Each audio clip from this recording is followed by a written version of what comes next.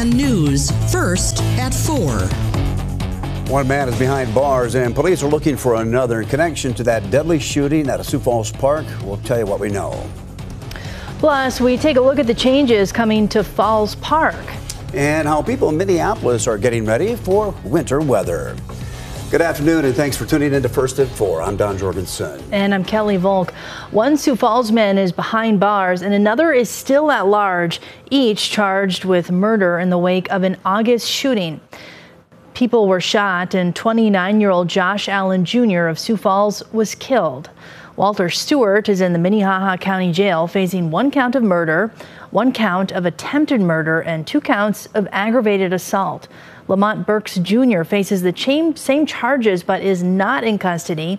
Police say he should be considered armed and dangerous. And this case stems back to August 25th when police were called to Dunham Park in western Sioux Falls. A total of 4 people were shot, and 29-year-old Josh Allen Jr. of Sioux Falls was killed. Stewart and Burks Jr. are each accused of murdering Allen and shooting another man. We'll take a closer look at the case later tonight on Land News. A T woman is in the Minnehaha County Jail accused of threatening people with a sword, including police. Police say someone was warming up a car in the parking lot of a northern Sioux Falls hotel when 45-year-old Rosa Sosa allegedly approached the person and threatened them with a sword. My understanding is it was a legit sword. Like a short sword, with a sort of Roman gladius type or something. I didn't see it myself. I guess also see pictures of it. I know it was tagged as evidence, but I think it was a full-size sword. And it had a sheath. Police had to use a taser to arrest Sosa. She appeared in court this afternoon for assault and drug charges. The judge set her bond at $2,500, cash only. Police also arrested a 42-year-old man over the weekend for an incident at a Sioux Falls grocery store involving a hammer and eggs. Christopher McNabb is facing a list of charges, including robbery and aggravated assault. Police say that McNabb got in through the back door of the store near 34th Street and Louise Avenue. Authorities say that he stole some things and then threatened a manager with a hammer. Police say McNabb then threw eggs at the manager and others as he was leaving. Meanwhile, Sioux Falls police say they're still looking for the person involved in a machete assault. Officers were called to a gas station near 6th Street and West Avenue Saturday night. Police say a man showed up there with a head wound from a machete. The victim was taken to the hospital with non-life-threatening injuries. Well, let's get a look at our weather forecast. We've got some rain to talk about. Yeah, it wasn't too nice when I went out there this afternoon, Adam. Yeah, the morning was okay. It was just the fact that everything has been unraveling once we hit the lunch hour, and it will continue to do so as we head through the rest of the afternoon, into the evening and overnight, especially if you're East River. To the west in general, it's been a pretty nice day with a few small exceptions here and there. Here's Falls Park, where those falls are starting to fill up actually. 52 at the airport. East wind to 14 miles per hour. That rain is not going anywhere anytime soon. Meanwhile, in Rapid City, almost an identical temperature. They're at 51. North wind at 13 miles per hour, but it's not a bad afternoon out there in Pennington County, but it is going to get windy. We're going to talk about that in a little bit. Meanwhile, Terry Peak, 42 in nearby Lead. Northwest wind at 7 miles per hour.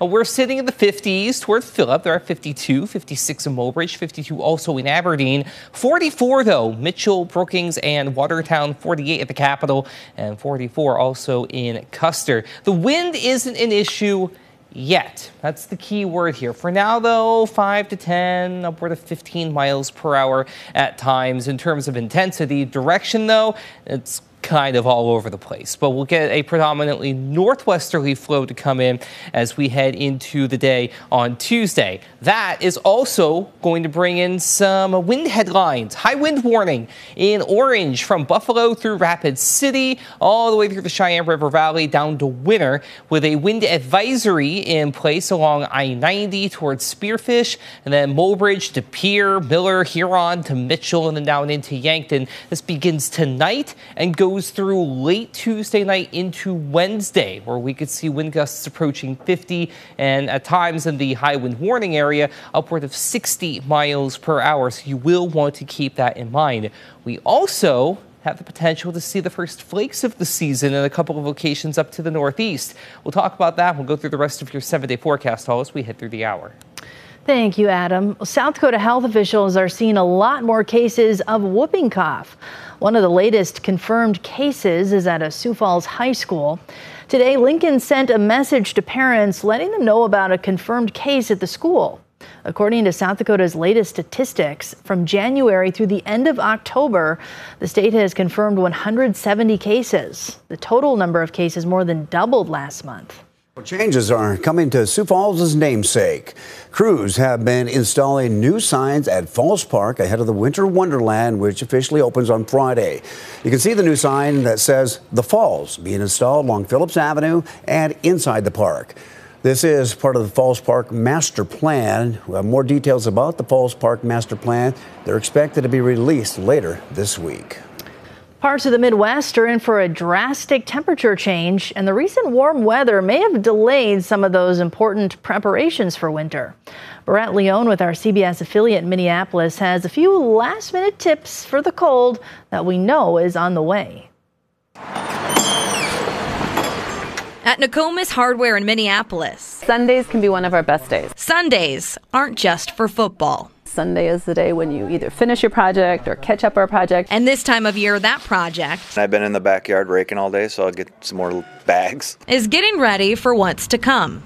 Maybe it's just the rhythm of the fall, you know. I don't really think of it as prep, but just kind of going into the season. Steve Guerreri is taking advantage of the November sun. Just getting the house ready to go. Leaves is a big thing right now. A good idea in store owner Caroline Fox's book. Today's a really excellent day to get out and look around the whole perimeter of your house. Beyond raking to avoid snow mold, she suggests looking for spots mice can get in and filling them before temperatures plummet. It's so much easier to make sure mice don't get into your house as opposed to getting them out of your house. It's the same reason Fox says now is a good time to get on a ladder to replace security bulbs, clear gutters, and prep your roof. You're not freezing out there. It's not, you're not up on a ladder when you have an ice dam and it's super dangerous, or you have to pay hundreds of dollars to get a professional out there. And while the snow and cold hasn't come yet, Normal Minnesota stuff, getting the snowblower started up, get ready for that so I don't have to start it after the storm for the first time. experts say to act like it has by starting and servicing the snowblower and changing your furnace filter. Because that's one of the biggest things when people's furnace doesn't work. They never change their furnace filter. And you get in the middle of winter and your furnace quits. In Minneapolis, Barrett Leone, WCCO News. One more tip to keep your snowblower lasting longer is use gas without ethanol. Fox says it won't gum up the engine. Coming up after the break, why prosecutors are asking a New York judge to reject the latest bail request from Sean Diddy Combs. And then a little later, we hear from an award-winning actor starring in the sequel to the hit film Gladiator. You're watching First at 4 on KELOLAND News.